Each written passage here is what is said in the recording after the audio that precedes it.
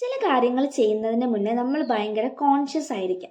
അതായത് ഈ ഒരു കാര്യം ഞാൻ ചെയ്തു കഴിഞ്ഞാൽ അതിന് ഇമ്പാക്ട്സ് എങ്ങനെയൊക്കെ ആയിരിക്കും, ഇതൊക്കെ കൃത്യമായിട്ട് നോക്കുന്നുണ്ടാവും. പക്ഷേ ഈ കോൺഷ്യസ്നെസ് അധികമായി കഴിഞ്ഞാൽ അത് ഇൻസെക്യൂരിറ്റീസിന് കാരണമായിട്ട് മാറുന്നുണ്ട്.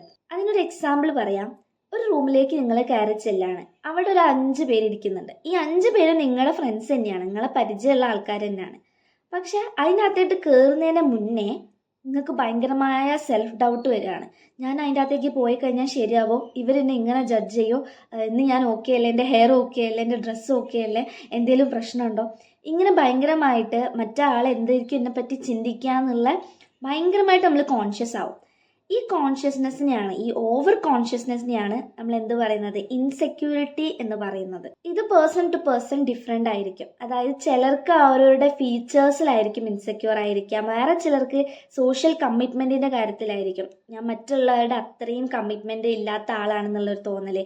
അങ്ങനെ പല പല രീതിയിലായിരിക്കും നമുക്ക് ഇൻസെക്യൂരിറ്റീസ് ഉണ്ടാവാം. ഇപ്പം എത്ര കോൺഫിഡൻ്റ് ആയിട്ടുള്ള ആളാണെന്ന് പറഞ്ഞു കഴിഞ്ഞാലും ചില ആസ്പെക്ട്സിൽ ചില സമയത്ത് അവരും എന്താവുന്നുണ്ട്, ഇൻസെക്യൂർ ആവുന്നുണ്ട്.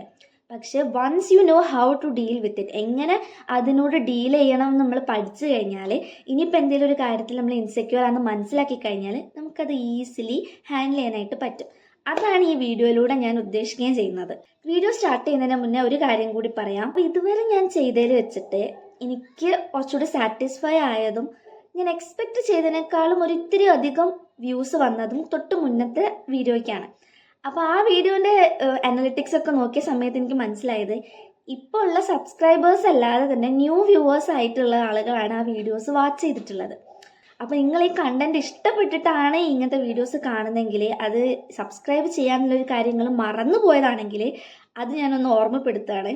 ഓക്കെ, നിങ്ങൾക്ക് യൂസ്ഫുൾ ആയിട്ടുണ്ട് എന്ന് തോന്നുകയാണെങ്കിൽ മാത്രം സബ്സ്ക്രൈബ് ചെയ്താൽ മതി. അതേപോലെ ഇപ്പോൾ ഉള്ള ഈ കുറച്ച് സബ്സ്ക്രൈബേഴ്സിൽ തന്നെ ഒരു 10 പേരെടുത്താൽ 10 പേര് ഇന്നെ നേരിട്ട് അറിയുന്ന ആളുകൾ തന്നെയായിരിക്കും. അല്ലാതെ വരുന്ന കുറച്ച് പേരെങ്കിലും ഈ ഇങ്ങനത്തെ കണ്ടന്റ് ഇഷ്ടപ്പെട്ടിട്ട് ഫോളോ ചെയ്ത ആളുകളാണ്. അപ്പോൾ അവരെ കൂടെ കൺസിഡർ ചെയ്തിട്ട് തന്നെയാണ് ഞാൻ ഈ വീഡിയോസൊക്കെ പോസ്റ്റ് ചെയ്യുന്നത്. അപ്പോൾ ഇങ്ങനത്തെ കോണ്ടന്റ് ഇഷ്ടപ്പെട്ടിട്ടാണ് ഈ ചാനലിലേക്ക് വന്നത്, ഈ വീഡിയോസ് കാണുന്നതെങ്കിൽ നിങ്ങളേത് സബ്സ്ക്രൈബ് ചെയ്യാൻ മറന്നു പോയത് എന്നുള്ളത് ഒന്ന് ഓർമ്മിപ്പിക്കുകയാണ്. Back to our topic. ഇന്ന് നമ്മൾ ഡിസ്കസ് ചെയ്യാൻ പോകുന്നത് ഇൻസെക്യൂരിറ്റീസിനെ കുറിച്ചാണ്. ആദ്യമേ പറയട്ടെ, ഇൻസെക്യൂരിറ്റീസ് എന്ന് പറയുന്നത് നിങ്ങളുടെ കോൺഫിഡൻസ്, അതുപോലെ തന്നെ എന്തെങ്കിലും പെർഫോം ചെയ്യാനുള്ള പല പല ആക്ഷൻസിനെയും റെസ്ട്രിക്റ്റ് ചെയ്യുന്ന ഒരു ഫാക്ടറാണ്. അതായത് സൈലൻ്റ് ആയി നിന്നുകൊണ്ട് നമ്മളെ വളരെയധികം റെസ്ട്രിക്റ്റ് ചെയ്യുന്നുണ്ട്. ഓക്കെ, അപ്പോൾ അതിനെ ക്യൂർ ചെയ്യുക, അതിനുമായിട്ട് ഡീൽ ചെയ്യാൻ പഠിക്കുക എന്നുള്ളത് വളരെ അത്യാവശ്യമാണെന്നുള്ളത് മനസ്സിലാക്കിക്കൊണ്ട് ഈ വീഡിയോ കാണാം. ആദ്യത്തെ സെക്ഷനായിട്ട് പറയാൻ പോകുന്നത് എന്തുകൊണ്ടാണ് നമ്മൾ ഇൻസെക്യൂർ ആവുന്നത്, അങ്ങനെ നമ്മൾ ഇൻസെക്യൂർ ആക്കുന്ന കാരണങ്ങൾ എന്തൊക്കെയാണെന്നാണ്. ഫസ്റ്റ് കാര്യം എന്ന് പറയുന്നത് പാസ്റ്റ് ട്രോമ അല്ലെങ്കിൽ പാസ്റ്റ് എക്സ്പീരിയൻസ് ആണ്. അതായത് എന്തെങ്കിലും ഒരു കാര്യത്തിൻ്റെ പേരിൽ ഒരുപാട് പേരുടെ കയ്യിൽ നിന്ന് കളിയാക്കൽ നേരിട്ടിട്ടുണ്ടാവും. ആ ഒരു കാര്യം പിന്നീട് നമ്മൾ ഒന്നുകൂടി മെച്യൂർ ആയി കഴിഞ്ഞാലും ആ ഒരു ആക്ഷൻ പെർഫോം ചെയ്യുമ്പോൾ ഈ പണ്ടത്തെ കാര്യം ആലോചിച്ചിട്ട് നമ്മൾ എന്താണ് അവിടെ സ്റ്റോപ്പ് ആവണം. വളരെ മെലിഞ്ഞിരുന്ന ഒരാളായിരുന്നു ഞാൻ, അതായത് അണ്ടർ വെയ്റ്റ് ആയിട്ടുള്ള ആളായിരുന്നു. ഫിസിക്ക് കുറച്ചുകൂടി ഇമ്പ്രൂവ് ആക്കണമെന്ന് എനിക്ക് തോന്നിയിട്ടുണ്ടായിരുന്നില്ല.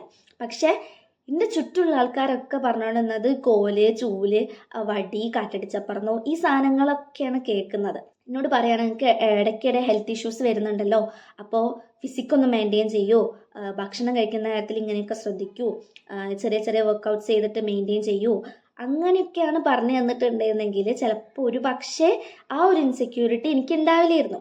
അപ്പം നമ്മളൊരാളോട് അപ്രോച്ച് ചെയ്യുമ്പോഴും ഇതുപോലെ കുറച്ച് കാര്യം ശ്രദ്ധിക്കേണ്ടതായിട്ടുണ്ട്. ആർക്കൊക്കെ വേണ്ടിയിട്ട് തടിക്കാനായിട്ട് നോക്കി, പിന്നെ ഇപ്പൊക്കെ ഇങ്ങനെ മനസ്സിലായി വരുന്നത്, അതായത് ഈ ഒരു BMI മെയിൻറ്റെയിൻ ചെയ്താലേ ഉള്ളൂ എനിക്ക് എൻ്റെ ഡെയിലി ആക്ടിവിറ്റീസ് സ്മൂത്തായിട്ട് ചെയ്യാൻ പറ്റുക. അല്ലെങ്കിൽ എനിക്കൊന്ന് ഡാൻസ് ചെയ്യണം, നടക്കണം, ഓടിച്ചാടി നടക്കണം എന്നൊക്കെ ഉണ്ടെങ്കിൽ ഈ ഒരു ഫിസിക്ക് ഉണ്ടായാലേ എനിക്ക് പറ്റുള്ളൂ. അപ്പോൾ ഞാൻ സെറ്റ് ചെയ്തിട്ടുള്ളൊരു ലിമിറ്റ് ഉണ്ട്, അതിനപ്പുറത്തേക്ക് പോയാലും അതിന് കുറഞ്ഞു പോയാലും പ്രശ്നമാണ്. അപ്പോൾ ആ ഒരു വെയിറ്റ്, ആ ഒരു BMI എക്സാക്റ്റ് ആയിട്ട് മെയിൻറ്റെയിൻ ചെയ്താലാണ് എനിക്ക് ഗുണമെന്ന് ഇപ്പം തിരിച്ചറിയുന്നത്. അപ്പോൾ ആ ഒരു റിയലൈസേഷൻ വന്നപ്പോഴാണ് എൻ്റെ ആ ഒരു ഇൻസെക്യൂരിറ്റി എനിക്ക് മാറ്റാനായിട്ട് പറ്റിയത്. എപ്പോഴാണോ എൻ്റെ പാസ്റ്റിൽ ഉണ്ടായിട്ടുള്ള ഈ ഒരു എക്സ്പീരിയൻസ് അല്ലെങ്കിൽ ഈ ഒരു ട്രോമയാണ് എൻ്റെ ഇൻസെക്യൂരിറ്റി എന്ന് മനസ്സിലാക്കിയപ്പോഴാണ് അതിന്ന് പുറത്ത് വരാനായിട്ട് എനിക്ക് പറ്റിയത്. രണ്ടാമത്തെ കാര്യം എന്ന് പറയുന്നത് സോഷ്യൽ മീഡിയ ആണ്. ആ സോഷ്യൽ മീഡിയയിൽ കാണുന്നത് എന്താണോ അത് മതി, അതാണ് ബെസ്റ്റ് എന്ന് മാത്രം ചിന്തിക്കുമ്പോൾ നമ്മൾക്കുള്ള കാര്യങ്ങൾ, നമ്മുടെ ഫീച്ചേഴ്സൊക്കെ ഭയങ്കര ഇൻസെക്യൂർ ആയിട്ട് നമുക്ക് ഫീൽ ചെയ്യാനായിട്ട് തുടങ്ങും. നമ്മളിപ്പോൾ ഒരു വീഡിയോ ഷൂട്ട് ചെയ്യാണ് അല്ലെങ്കിൽ ഒരു ഫോട്ടോ പോസ്റ്റ് ചെയ്യാനായിട്ട് റെഡി ആവുകയാണ്. ഒരു 5 ഫോട്ടോ എടുത്തു കഴിഞ്ഞാൽ അതിൽ ചിലപ്പോൾ 2 എണ്ണമായിരിക്കും റെഡി ആവുന്നുണ്ടാവുക. അതായിരിക്കും നമ്മൾ പോസ്റ്റ് ചെയ്യുന്നത്. അപ്പോൾ ഈ ബാക്കി നമുക്ക് സാറ്റിസ്ഫൈഡ് ആവാത്ത 3 എണ്ണം ഉണ്ടാവുമല്ലോ, അങ്ങനെയുള്ള നമ്മുടെ ഫോട്ടോയും നമ്മൾ ഫോളോ ചെയ്യുന്ന ഇൻസ്റ്റാഗ്രാമിൽ ഏതെങ്കിലും ഒരു സെലിബ്രിറ്റി ഹൈലൈറ്റ് ചെയ്തിട്ടുള്ള ആളുടെ ഒരു പോസ്റ്റോ റീലോ വെച്ചിട്ടായിരിക്കും നമ്മൾ കമ്പയർ ചെയ്യുന്നുണ്ടാവുക. അതായത് ആളുടെ ഹൈലൈറ്റും നമ്മുടെ റിയൽ ലൈഫ് അല്ലെങ്കിൽ ബിഹൈൻഡ് ദ സീൻസും വെച്ചിട്ടാണ് നമ്മൾ കമ്പയർ ചെയ്യുന്നത്. അത് ഒട്ടും സെൻസിബിൾ അല്ല. 3ാമത്തെ കാര്യം എന്ന് പറയുന്നത് ഫിയർ ഓഫ് റിജക്ഷൻ അല്ലെങ്കിൽ ജഡ്ജ്മെന്റ് ആണ്. ഞാനൊരു കാര്യം പറഞ്ഞു കഴിഞ്ഞാൽ അതിനോട് എങ്ങനെയായിരിക്കും ആളുകളുടെ റെസ്പോൺസ് എന്നുള്ള കാര്യം ചിന്തിച്ച് അതിൽ ഇൻസെക്യൂർ ആവുകയും നമ്മൾ അങ്ങനെയുള്ള അവസരങ്ങളോട് പിൻവലിയുകയും ചെയ്യാം. അപ്പം എനിക്കൊക്കെ സ്ഥിരമായിട്ടുണ്ടായിരുന്ന ഒരു സാധനമാണ് ഈ ഫിയർ ഓഫ് റിജക്ഷൻ അല്ലെങ്കിൽ ഫിയർ ഓഫ് ജഡ്ജ്മെന്റ് എന്ന് പറയുന്നത്.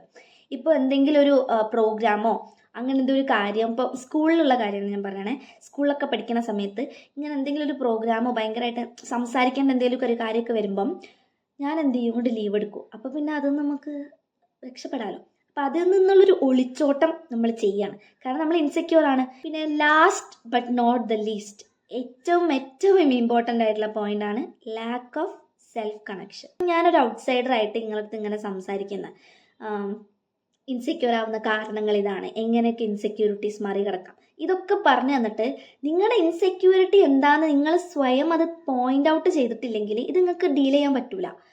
ഓരോരുത്തർക്കും അത് ഡിഫർ ആയിരിക്കും.